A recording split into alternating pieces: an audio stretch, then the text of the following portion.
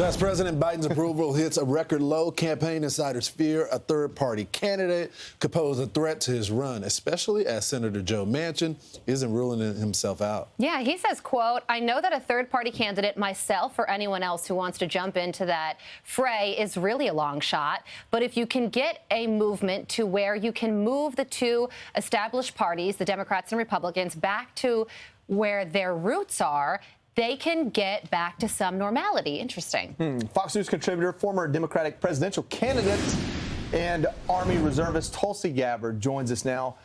First, thank you for your service, first and foremost, on this Thanksgiving. You know, I look at your path over the last couple of cycles, and it doesn't look like you abandoned your principles or changed what you believe. The party that you were a part of moved away from you. So as Americans, we sit here and we go, are either of these parties moving towards us or away from us? Yeah, Joe, you're exactly right. I left the Democratic Party largely because of the frustration that I'd experienced over so many years of a party leadership that's more interested in power than actually doing their job of serving the people. But it's not, and this is where the frustration, I think, is of the American people and why there's so much interest in a third option, is because of what I experienced when I first went to Congress in early 2013. Both party leadership were really telling the new members of Congress, Democrat and Republican, don't work with each other because you might help somebody from the other team get elected, completely ignoring the fact that you have to be able to work together, even as you may disagree on different things, to actually solve problems.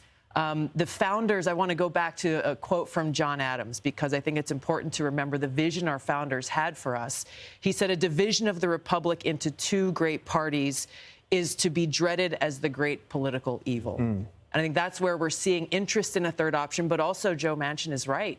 It's very, very hard because both parties have agreed we don't want people to have a third option. That's a threat to both of them. And so the reality is, whether it's a no-labels candidate or Bobby Kennedy Jr., it takes a lot of money and it takes a lot of resources and a lot of people to be able to take on both political party machines. But they can't escape the new polling. So this is a summit of 35% for Biden, 41% for Trump. And then you got 15% of the country. That's a big number. That are for RFK Jr. Biden in that poll. Yeah.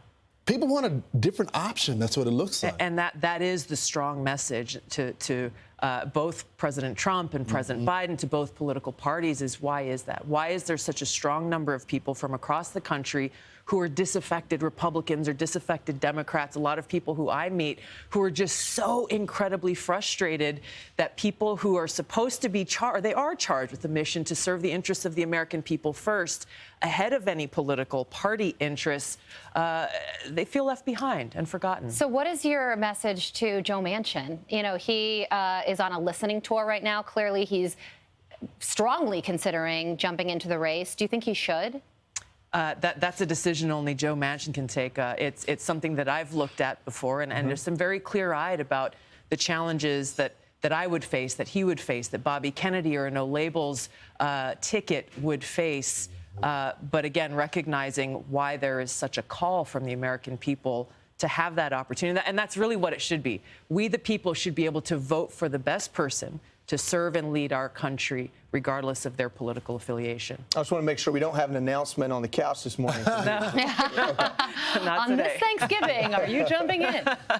Thank you so much for joining us in studio. It's so great to see you on Thanksgiving. Nice to meet your families here, too. Yes, what a that's wonderful right. day. Oh, thank you so much. Thanks for being here. Thank you.